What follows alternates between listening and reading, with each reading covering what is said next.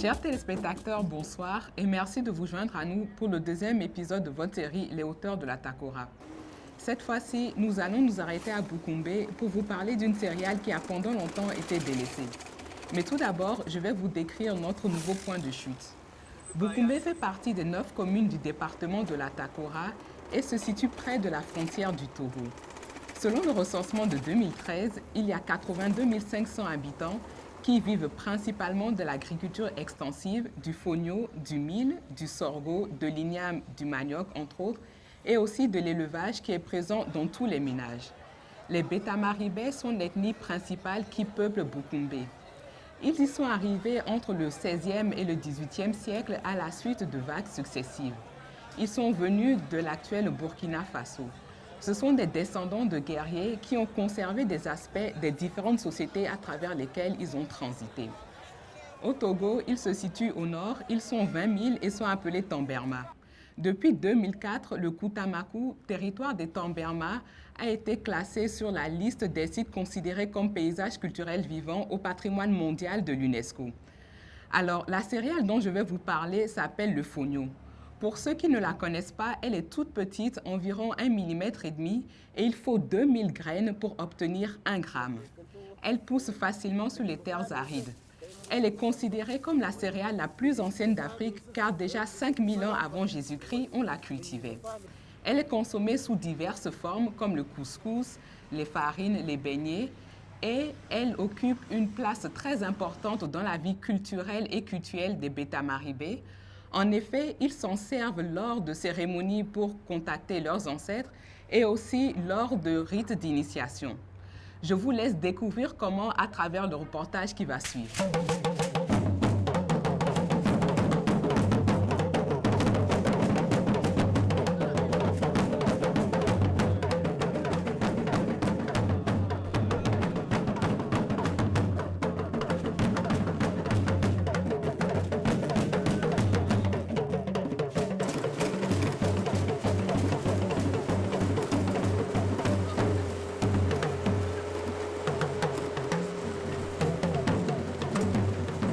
Le département de la Takora est l'un des 12 départements du Bénin et il se situe aux confins du Togo et du Burkina Faso. La zone est caractérisée donc par la chaîne de montagnes de la Takora qui donne le nom au département de la Takora. Et cette chaîne montagneuse qui couvre la région va jusqu'au Togo et jusqu'au Ghana.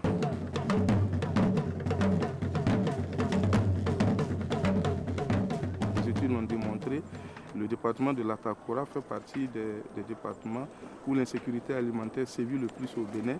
Et les 4 communes dans lesquelles nous intervenons font partie des communes qui sont dans la partie rouge lorsqu'on essaie de symboliser l'insécurité alimentaire par des couleurs.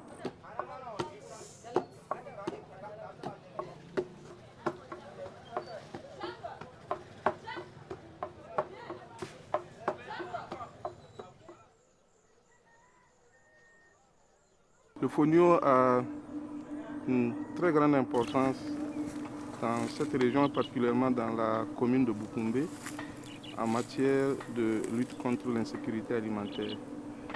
D'abord, le fonio intervient lors de la période de soudure, au moment où les populations, les paysans n'ont pas encore récolté les autres céréales. Le fonio qui est très précoce leur permet d'avoir à manger. Et donc le fonio intervient dans la réduction de la période de soudure. Le fonio également a une très grande valeur au niveau du peuple Tamari qui compose principalement la population de Bukumbe. Et ce peuple-là a conservé le fonio.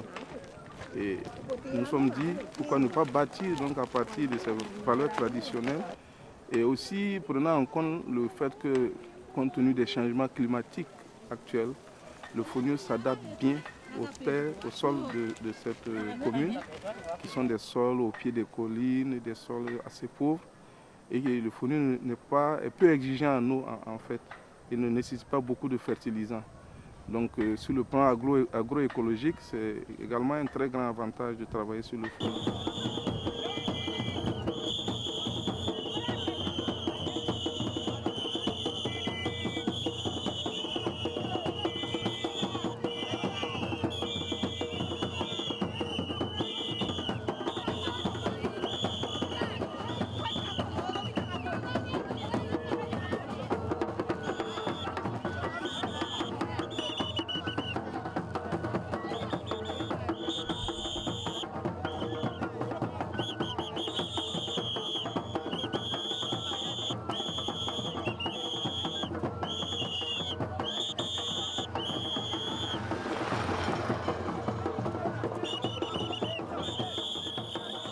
Le fonio là, je ne sais même pas, je ne peux pas dire combien d'années ça existe. Nous sommes nés, on a trouvé ça, même nos parents.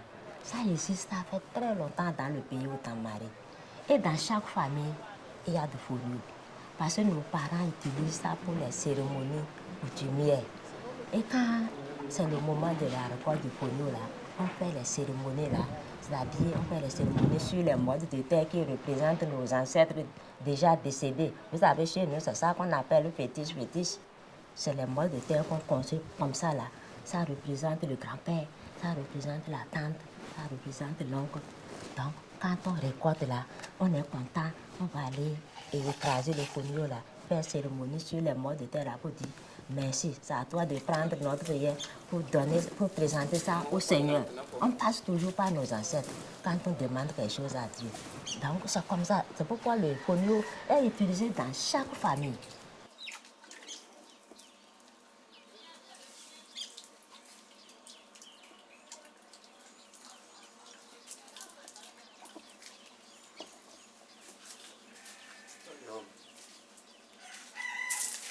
Si une femme accouche ce matin maintenant, vous allez entendre les femmes se mobilisent rapidement. Si ce n'est pas les jeunes filles, c'est les femmes. Avant, c'était les jeunes filles. Maintenant, quand elles vont à l'école, là, les femmes se mobilisent. Elles pilent le fonio à la main. Elles pilent et elles font la pâte à la femme. C'est ça qu'elle doit manger, comme elle a accouché là. C'est ça qu'elle doit manger pour évacuer tout ce qui est déchets, sang, tout ça là. Et faire monter le lait pour le bébé qui est né. Vous voyez, donc chaque famille avait le fonio.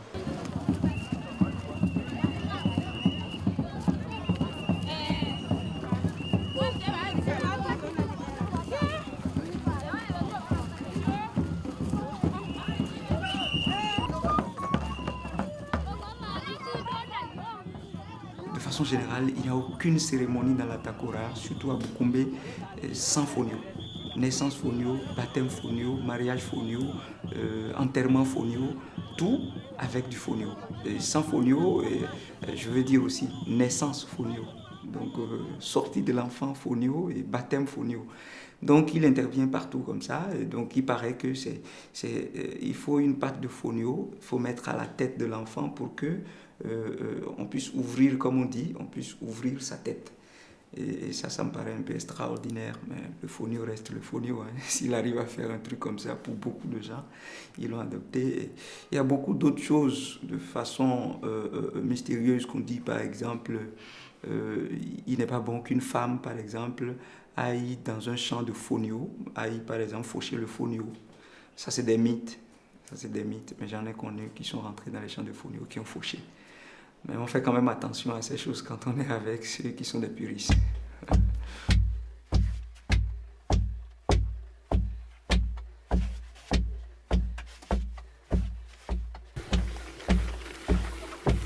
Tout le travail de fonio là, c'est très difficile depuis la culture jusqu'à la transformation. Parce qu'il faut les papiers sacrés, faire arracher les mauvaises herbes dans le fonio. Et quand c'est prêt à couper, il faut les jeunes pour couper. Et pour le battre, c'est toujours les jeunes. Mais quand les jeunes se sont vidés pour l'exode, là, c'est les vieux qui restent là. C'est pourquoi ça avait tendance de finir, de s'arrêter.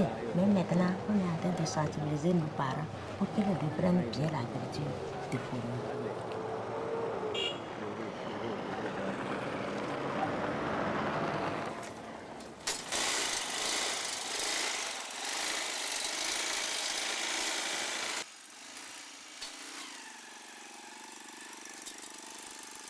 Nous avons deux grandes saisons.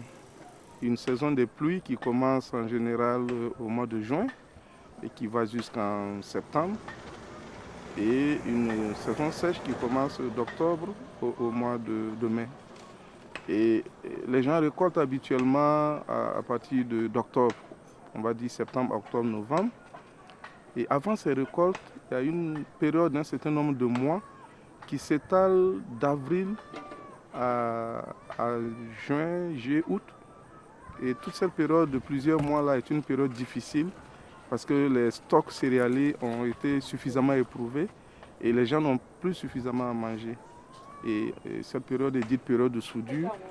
Et le fonio interviendrait donc au cours de cette période de soudure pour aider les gens, notamment lorsqu'il est récolté de façon précoce vers le mois de juillet, août. Il permet donc d'avoir à manger et de réduire la souffrance liée donc à la pénurie alimentaire pendant cette période dite de soudure.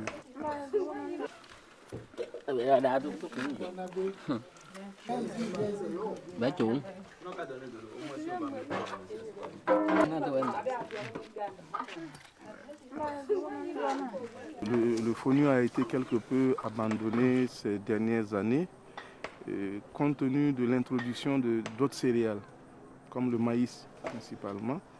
On a fait une étude de contexte et cette étude a montré que parmi les céréales qu'on pourrait produire dans les communes d'intervention de notre programme, il y en a 4. À Boukoumbe, il n'y a que le fonio qui s'adapte assez bien au sol, à l'état des sols de cette commune. Et comme les populations de la localité l'ont conservé, ne l'ont pas totalement abandonné, on s'est dit mais on peut agir sur le fonio qui peut intervenir donc dans la réduction de l'insécurité alimentaire au niveau de cette commune.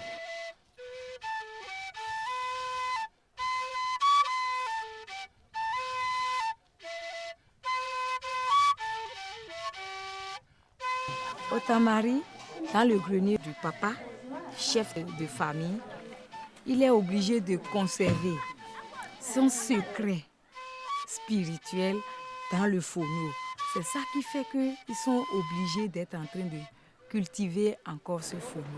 On y protège la valeur spirituelle de la famille, les âmes de la famille là-dedans. Et c'est ça qu'on met dans le fonio. Ça doit rester que dans le fonio. C'est pourquoi le fonio ne peut pas disparaître. Le mois dans lequel il y a les rituels, dans ce mois-là, c'est le fonio seulement qu'on mange. Le fonio à la pintade si c'est une femme, au cabri, et le fonio au mouton, au porc, au poulet si c'est un homme. Et c'est rien que le fonio. Avant, s'il n'y a pas fonio dans ta famille, c'est que tu es pauvre. Même s'il y a le sorgho, même si tu manges à ta faim, il y a l'iam, il y a tout. S'il n'y a pas fonio à Boukoumbe, dans un ménage, c'est que ce ménage-là, on va même chanter, insulter le chef de ménage pour dire qu'il est pauvre.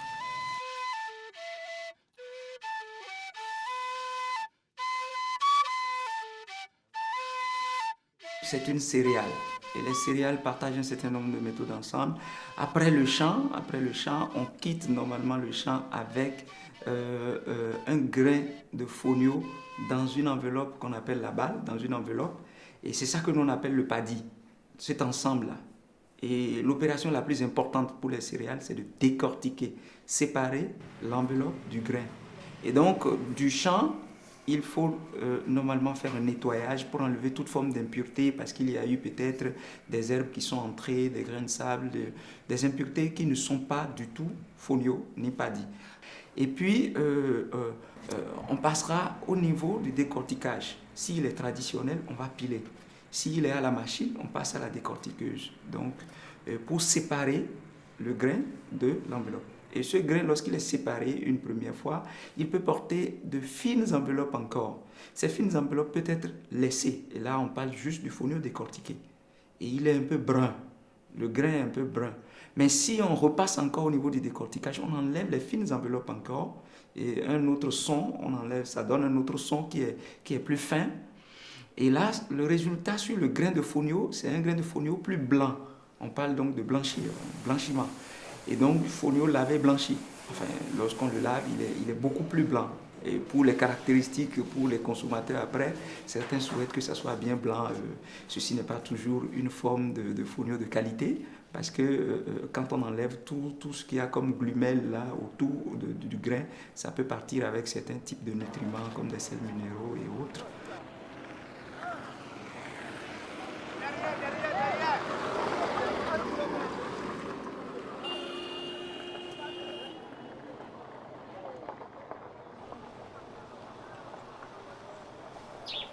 Un jour, moi avec mon mari qui est originaire de Bukumbe, on regardait un journal Jeune Afrique et il a découvert une décortiqueuse du fonio. Elle a crié, ça c'est une bonne nouvelle. Bon, je lui ai demandé de quoi il s'agit. Il a dit c'est un appareil qui fait la décortiqueuse du fonio. Le fonio a été abandonné, tout le monde souffre de la faim. On doit acheter cet appareil-là pour ramener le fonio. Et on a cherché l'argent. On a d'abord écrit à l'inventeur, qui est un Sénégalais, M. Dakité, qui nous a répondu. Il était très content. Il a dit que nous étions les premiers à l'écrire, à l'encourager. Il nous a donné le prix qui coûtait 1,8 million. On est parti à la CERCAM pour passer 1,8 million, 2 millions. Et nous avons envoyé un jeune pour aller acheter la décortiqueuse au Sénégal. Pardon. Il a ramené la décortiqueuse. En même temps, j'ai créé un groupement de femmes. Et chez les femmes de Bukumbe, comme c'est les gens de Bukumbe qui connaissent les fonio, j'ai créé un groupement de femmes de 8 personnes. Nous avons commencé la transformation. Cette décortiqueuse, c'était une bonne nouvelle pour les gens qui quittaient partout pour venir visiter. C'est devenu comme une site touristique.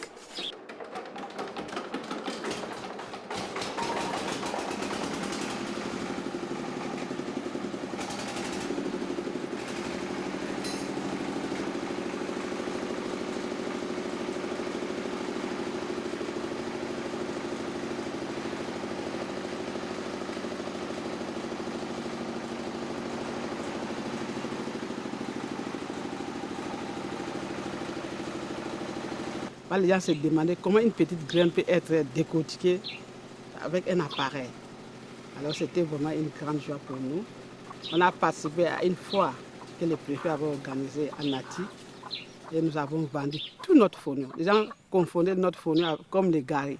C'était blanc et tout le monde se demandait, c'est un fonio bien quoi. À partir de ce moment-là, on était connus. Et nous avons créé surtout pour que les fonio reviennent. Parce que dans le passé, tout la Takora ouest cultivait les fonio. Alors il faut que les gens reprennent les habitudes de la culture du fonio. Et surtout, les gens doivent savoir que le fonio, ce n'est pas seulement pour les manger, mais ça peut lutter contre, ça peut vraiment amener l'économie. En vendant les fonio, on peut trouver beaucoup d'argent. Et ça a beaucoup d'argent plus que le maïs, même le coton.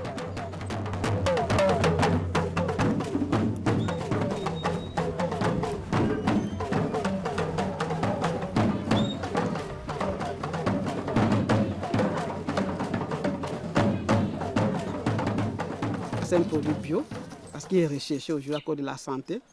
Un produit naturel, ça se cultive sans engrais chimiques. Et c'est un produit facilement à s'aimer. Et ça n'a pas beaucoup de dépenses. Avec 1000 francs, tu peux faire ton champ de fonio. Tu peux faire 1 hectare avec 1000 francs. Et tu vas enlever les herbes, tu jettes ton fonio là, tu achètes 2-3 kilos, tu jettes dans 1 hectare. Et après ça, quand c'est prêt, tu appelles les gens, ils t'aident à couper. Quand on coupe le fonio, on ne paye pas l'argent. Tu prépares la nourriture, ils vont manger. Gombo, sans poisson, ils sont d'accord. Ils achètent quelques verres de tchoukoutou, ils boivent, ils te coupent ton fonio tranquillement et rentrent. Selon les totems, on ne donne pas l'argent à celui qui coupe le fonio. On ne donne pas l'argent à celui qui sème le fonio. On ne donne pas l'argent à celui qui désherbe le fonio. Parce que pour eux, c'est un produit naturel et un produit traditionnel, ancestral.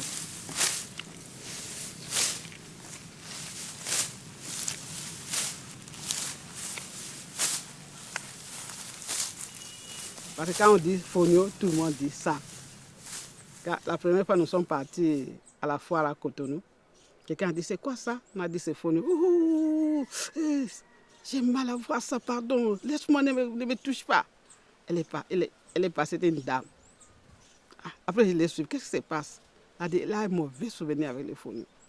Elle est partie à Bukumbe, on a dit fonio, diabète. Bon, elle a acheté. Elle est venue à la maison. Elle a lavé comme on lave le riz. Elle a fait la bouillie.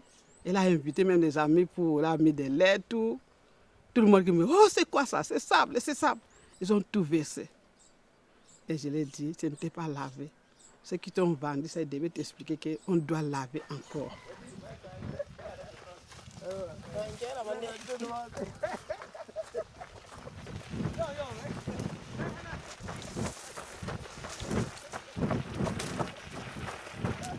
L'absence de sable dans le fonio, pour nous, c'est possible. Il n'y a rien à faire. Parce qu'ailleurs, c'est fait et mieux, nous pouvons faire en fait. Et le problème, c'est les méthodes de transformation utilisées. Si les méthodes de transformation utilisées, les méthodes post-récolte utilisées, sont des méthodes où déjà on a la présence, où le sable entre facilement dans le fonio. Le plus simple, c'est le battage. Vous voyez, ces hommes et femmes qui doivent danser sur le fonio, à même le sol, et quand il faut le ramasser, séparer les pailles, c'est forcément avec du sable. Et à ce niveau, nous y travaillons pour que cela ne se fasse plus donc à même le sol. Et au-delà de cela, c'est que les méthodes traditionnelles de décortiquage, qui n'utilisent pas une décortiqueuse, c'est de piler. Mais on pile où?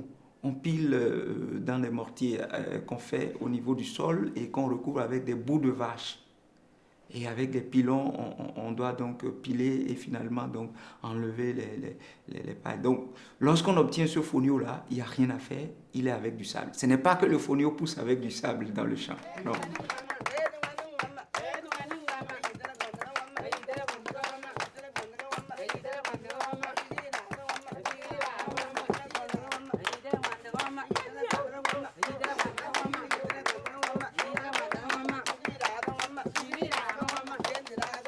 Elles sont bien conscientes qu'il y a du sable, ce qui explique que, enfin, après ces méthodes dont j'ai parlé, elles sont obligées de laver plusieurs fois.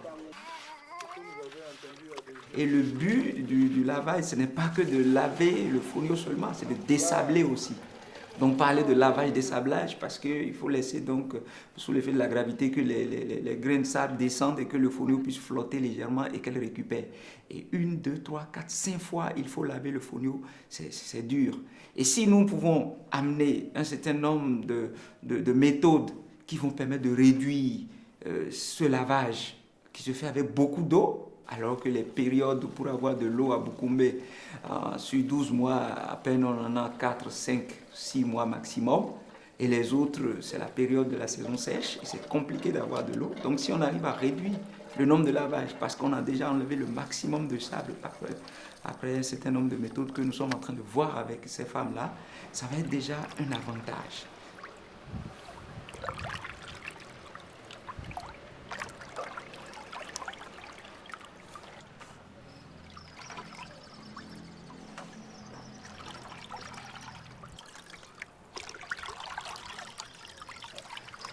Il faut qu'on prenne aussi en compte leur méthode, le même principe que ce que nous leur apportons. Parce que si nous changeons tous les principes, elles ne vont pas s'en sortir. On va garder dans certains villages le pilage. Mais on verra comment est-ce qu'il faut faire pour que des femmes ne soient pas obligées de soulever le pilon toute la journée pour avoir un fonio décortiqué.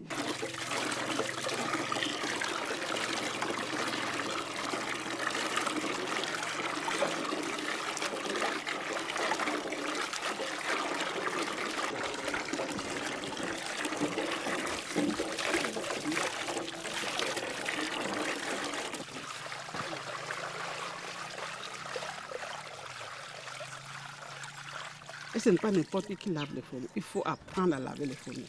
Il faut aimer les fonio. Il faut se donner dedans pour faire.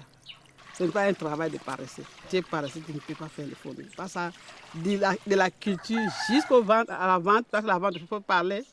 Si la personne ne connaît pas, il ne peut pas acheter. Il faut convaincre les clients pour qu'ils achètent. C'est un produit vraiment très compliqué. Mais aujourd'hui, il y a la technologie qui est en train de se développer. Toutes les difficultés là sont en train de finir. C'est pourquoi nous avons l'espoir que la Takora va reprendre avec la culture du fonio.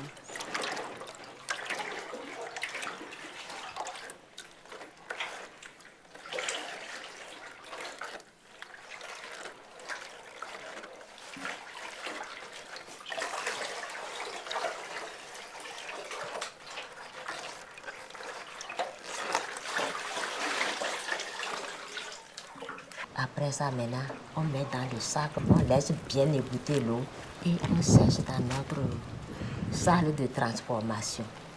Nous, on n'a pas encore d'abord un séchoir digne de ce nom, mais on se débrouille avec les moyens de bord.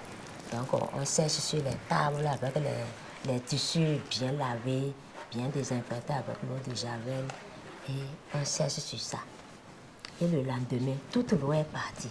C'est un peu sec et on fait sortir ça au dehors. Et on sèche encore, on désinfecte les tables, on met les tissus dessus, on sèche encore et on couvre les pailles à cause de la poussière. Parce que la matin a commencé. Et demain, on va encore répéter pour sécher encore une deuxième fois. Là, on est sûr que le fonio est bien séché. On peut le trier et bien l'ensacher. Nous, on a commencé avec le fonio pilé, lavé, c'est-à-dire blanc comme ça.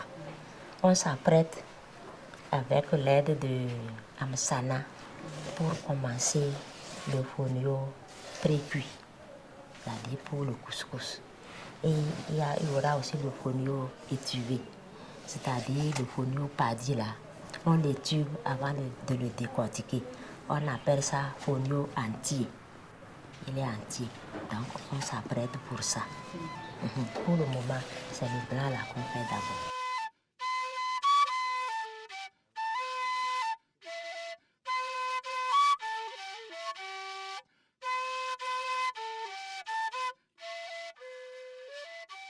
Le fonio étuvé, c'est le paddy qui est cuit à la vapeur. Et cette vapeur va permettre de faire, l'objectif c'est de faire migrer des nutriments ou oligo-éléments qui se retrouveraient dans la balle, dans l'enveloppe là, vers le grain. Cette vapeur va lui permettre donc au grain d'absorber ces nutriments ou ces minéraux là, afin que après décortiquage, le son qu'on obtient soit encore plus pauvre que l'autre son. Donc, c'est vrai que ce son ne permettra pas une bonne alimentation pour le bétail qui va s'en servir. Donc, on obtient alors pour ce fonio-là étuvé, naturellement plus nutritif que l'autre fonio simple.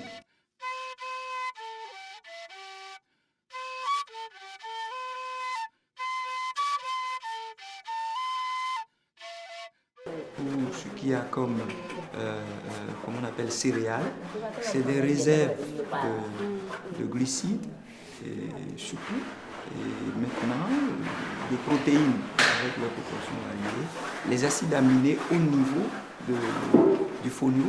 Il y en a principalement 2 acides aminés essentiels qu'on retrouve au niveau du fonio qui aident beaucoup. Et les acides aminés essentiels sont des acides aminés qui ne sont pas synthétisés par l'organisme, mais qu'il faut forcément apporter par l'alimentation. Et ils sont environ 7. Et le fonio en contient 2 avec des proportions bien élevées. Avec le fonio, on a très peu de situations d'obésité, on a très peu de situations de crise diabétique si vous êtes un consommateur de fonio de façon régulière. Et donc, on peut conclure qu'il permet de garder le taux de glycémie un peu stable. Il ne permet pas donc une élévation du taux de glycémie. Donc ça c'est très important. Et pour vous dire, depuis environ 6-7 mois, je l'expérimente fondamentalement sur mon papa qui est diabétique. Et il y a à peine 1 mois, il nous a fait un témoignage de ce que son taux il est vraiment bas, il est bon et lui-même il en est vraiment surpris.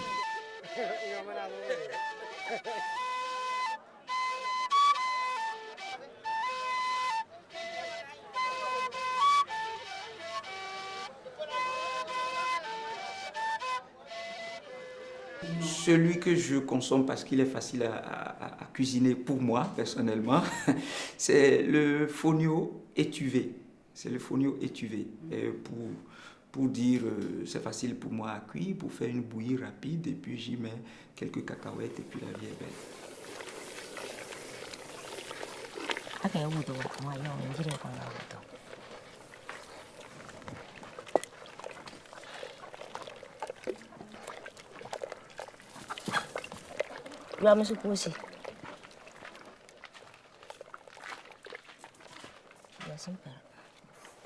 Dans nos maisons au village, là, on ne connaît pas couscous. C'est la bouillie et la pâte. Le couscous, j'aime ça, mais je ne mange pas beaucoup. je mange un peu. Mais la pâte là, depuis que j'ai commencé à travailler sur la transformation de fonio là, même chez moi à la maison, c'est fonio. On met fonio, même si ça va beaucoup, on met un peu de farine de maïs. On ne mange plus maïs seulement comme ça. Non. Oui. Pour montrer aux gens que c'est une bonne chose de consommer fonio. Donc moi, nous-mêmes, on doit commencer à manger fonio dans notre famille. Même celles qui travaillent ici avec moi, quand elles travaillent là, vous avez vu le petit foyer là, elles font, je les donne un peu, elles font la pâte, elles font la sauce, on mange ensemble. Bébé, riba, santa, bébé, bébé, todo fam. Repete, bébé, riba, santa, bébé, bébé, todo fam. Taya munjogu magu miega, ganjoganto. Tafana, taya munjogu magu miega, ganjoganto, tafana. Nanta sayobi, kasayobi, nanta sayobi, kasayobi, nanta diramo, kasayobi, nanta diramo, kasayobi, nanta sayobi, kasayobi, kwana buta buga buga e kumbia, kwana maga yambuga e kumbia, na buta buga buga e kumbia, kwana maga yambuga. Kwana buta buga buga e kumbia, kwana maga yambuga e kumbia. Kumuntuntunge sinyeo, ya singole nune baywa. Kumuntuntunge sinyeo, ya singole nune baywa. Kumuntuntunge fachunyeo, ya fachungole nune baywa. Nchifa na fawu, tubo nchino, nchifa na fawu, tifasabe nyama. Fana fawu tubo nchino, nchin fana fawu tifasabe. Nchin botirwa manara uma, baba tidwa makwamkwam kabanyaga miaga. Tidwa manara uma, baba tidwa makwamkwam kabanyaga miaga. Ukwati yongu tubongu uro, uri uri. Moi, quand j'étais enfant, j'ai aimé plus être à la cuisine avec ma maman. Ça, c'est un. Et puis de deux, et à un certain moment, j'ai vu qu'il y a des mets à Bukumbe que les gens ne valorisaient pas dans les restaurants. Ça me faisait mal. Donc j'ai beaucoup réfléchi. Le couscous, la pâte rouge, c'est nous qui l'avions adapté ici au restaurant pour quand même attirer tous les clients qui aiment la pâte rouge ou bien qui aiment le couscous. Par exemple, préparer de la pâte pour un blanc, il ne va pas vraiment déguster, il ne va pas manger ça comme si c'était du couscous. Et ça ressemble vraiment au couscous de blanc. Donc, on l'a adapté selon les clients. Voilà. Sinon, traditionnellement, c'est de la pâte et la sauce gluante ou bien la sauce de légumes. Tafana unjogu magu miega ganjoganto tafana nanta sayobi kasayobi nanta sayobi kasayobi nanta diramo kasayobi nanta diramo kasayobi nanta sayobi kasayobi kwana buta buga buga e kumbia kwana maga yambuga e kumbia na buta buga buga e kumbia kwana maga yambuga. Pour le cuisiner, quand le fonio vient de sortir tel qu'il vient de sortir là, il a encore un peu de gomme. Donc, il faut un peu le torréfier pour qu'il perde un peu sa valeur là avant de mettre le jus dessus. Donc, on cuit un jus. On peut le préparer couscous blanc comme on peut le préparer couscous rouge. Couscous blanc, donc, c'est du jus du bouillon de viande plus les condiments dessus. Et puis, on fait bouillir. Si c'est cette quantité de couscous, il faut alors 6 à 7 fois de ce jus. Et c'est quand c'est chaud qu'on y met le fonio en remuant. Et puis, on remue avec un tout petit peu d'eau. On diminue l'eau. Et on fait cuire un peu, on enlève le couvercle, on met le jus et on remue encore.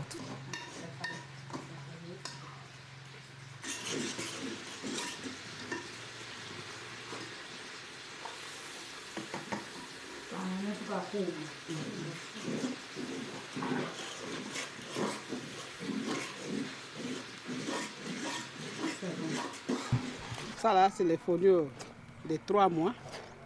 C'est les fonio marron. Ça là, c'est les fonio blancs, les fonio de 2 mois. Et ces fonio, on fait sa farine que nous utilisons pour la pâtisserie et les boulangeries, les pains.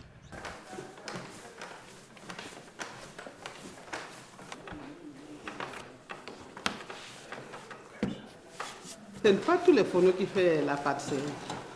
Il y a d'autres fourneaux, quand tu fais la pâtisserie, c'est dur, ce n'est pas tendre. Mais uniquement les fourneaux de 2 mois, les fourneaux blancs. C'est ça celle qui peut faire la pâtisserie.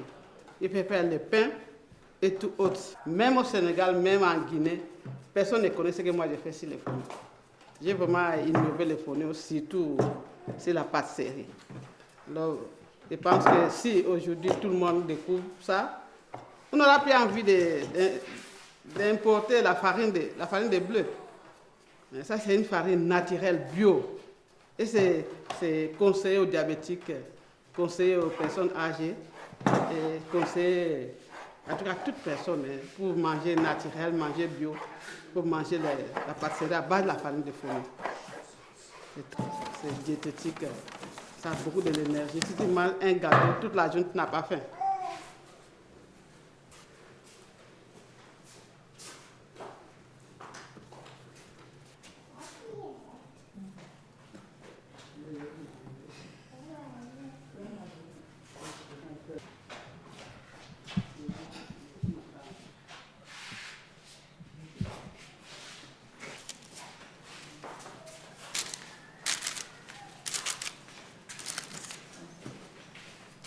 Je connais 42 mets à base de fourneau. 42 mets. C'est pourquoi si vous voulez que je vous fasse les fourneaux, vous pouvez manger fourneau matin, midi, soir, mais différentes. Mais tu ne sauras pas que c'est fourneau que tu manges. T'inquiète pas, on peut même aller au niveau international, on va compétir, on va gagner. Parce qu'il y a l'innovation. Le fourneau à 2 mois, ça a un peu de l'amidon. Les fourneaux même de 3 mois, 4 mois, ça n'a pas de l'amidon. C'est pourquoi la farine est dure. Les fourneaux de 2 mois, il y a un peu de l'amidon dedans. C'est ça qui fait qu'on peut faire la pâtisserie, on peut faire les pains, et ça ne sera pas dur.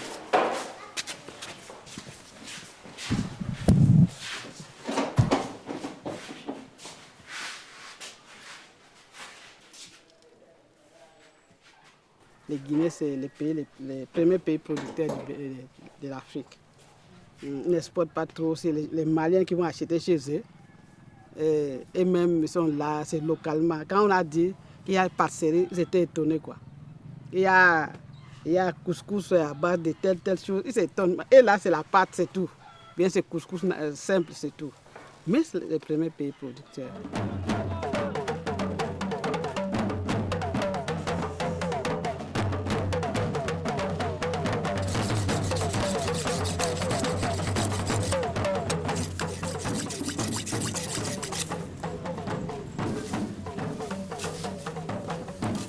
C'est une céréale aussi. Les feuilles, les insectes ne viennent pas attaquer. Comme des insectes qui mangent les riz, qui mangent les maïs, qui rongent. Comme cette année, on a eu vraiment des rongeurs. Mais dans les fourneaux, ça ne vient pas. Et aussi, les foins, ça sert pour construire les briques, pour tourner la terre. C'est avec ça qu'ils ont fait les tatas. Les tatas peuvent faire 200 ans, ça ne tombe pas. Il y a les foins de fourneaux, ils pilent. Ils mélangent avec le sable, ils construisent les tatas, ils construisent les greniers. Il y a aussi les gens qui font les matelas avec. Il doit y avoir des secrets dans ces céréales-là que nous ne connaissons pas. Parce que c'est une céréale vraiment mystique quoi. Quand ils font leur lit traditionnel, il paraît qu'il y a les blessés internes et c'est les fourneaux qui mangent. Ça guérit les plaies internes. Quand une femme accouche nouvellement, on les donne seulement la bouillie du fourneau, les lait va sortir, les lait maternel c'est rempli, l'enfant même sera étouffé pour téter. Ça donne beaucoup de lait maternel. Et moi-même, par petite expérience, comme j'ai un centre d'accueil, un orphelinat, on m'avait amené un enfant qui avait une plaie inguérissable de 5 ans. J'ai été à l'hôpital, ils m'ont dit qu'il y a déjà, c'est infecté. Tu dois aller attendre, on va couper les pieds. Elle dit jamais. Et j'ai vu un jeune qui travaille avec moi, il m'a dit achetez seulement les citrons et acheter les fourneaux non pilés. On a acheté les citrons, les fourneaux non pilés. Elle a nettoyé la plaie là. Et c'est profond, tu vois, tout c'est mou quoi. Elle a nettoyé bien les fonio non pilés, elle a arrosé sur la plaie là. Elle a bandé. Après 2 jours, quand on a ouvert là, toute la chair pourrie se sort, ça fait comme un lot. Elle a nettoyé encore. En tout cas, elle a fait ce traitement mais pendant 10-15 jours là. La plaie a commencé à se cicatriser jusqu'à ce que c'est fini.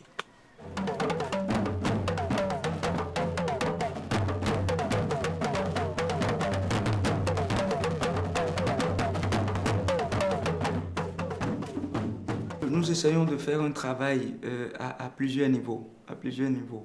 Un premier travail, c'est au niveau des magasins, au niveau des boutiques, dans les grands centres urbains.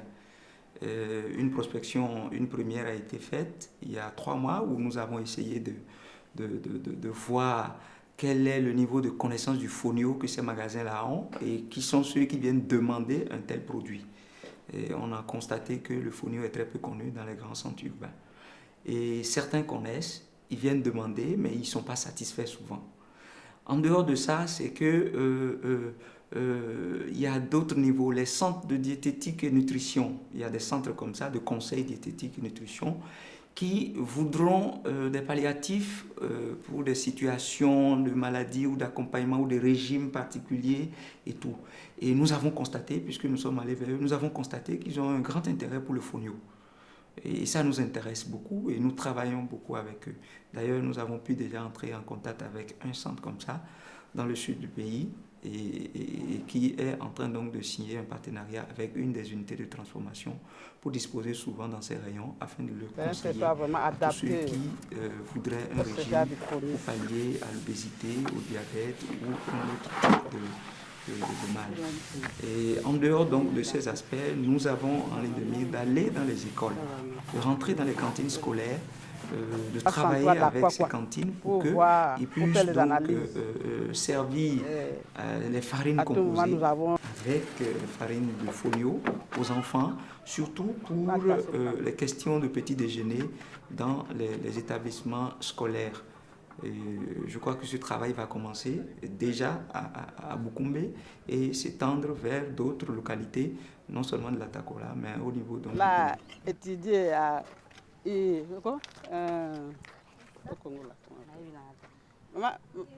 Ista.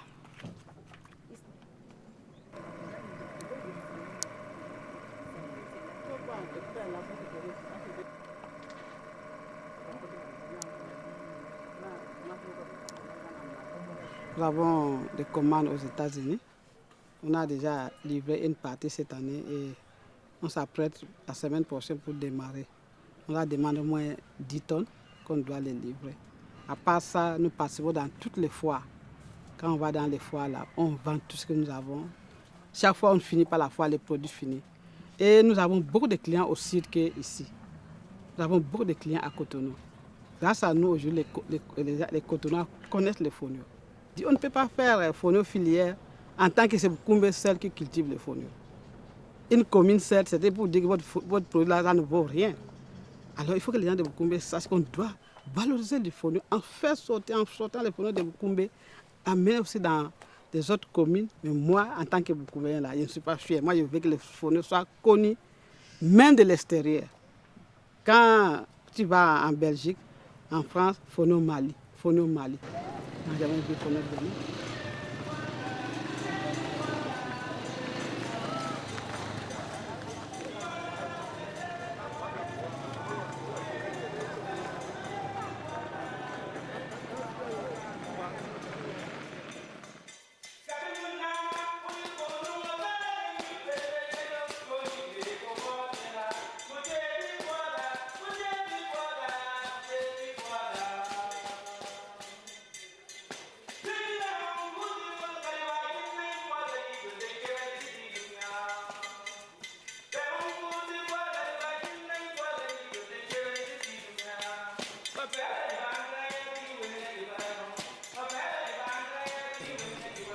Depuis quelques années, les promoteurs de fonio en Afrique de l'Ouest ont essayé de s'organiser pour, dans le cadre justement de la relance de la filière fonio, et essayer de s'organiser pour donner plus de visibilité aux fonio.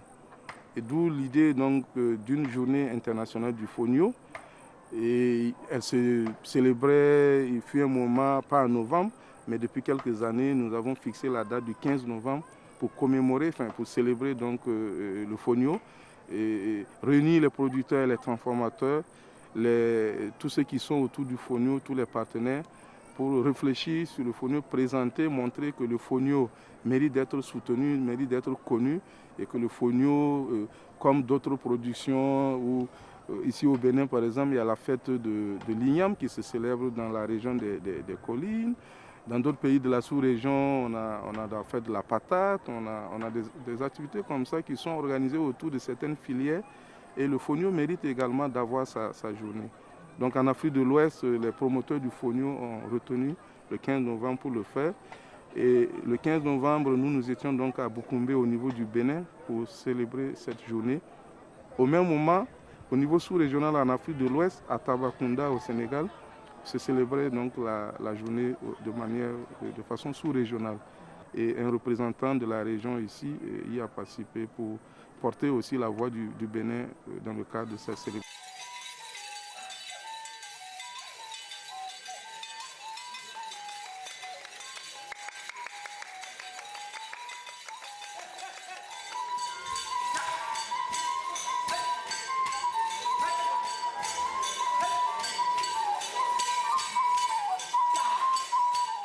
Il faudra remettre les gens en confiance par rapport à la qualité du fonio prêt à l'emploi.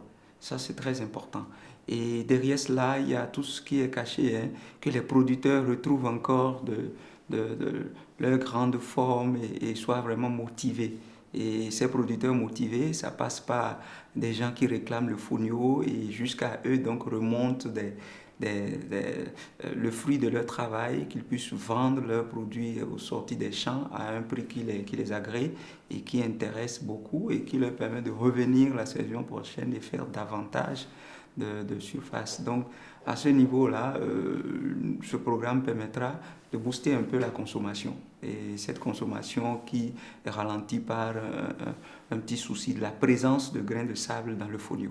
Et dès qu'on pourra, avec ce programme, éliminer complètement ce souci de présence de grains de sable avec l'accompagnement que nous faisons avec les transformatrices, j'avoue, le fonio reviendra petit à petit.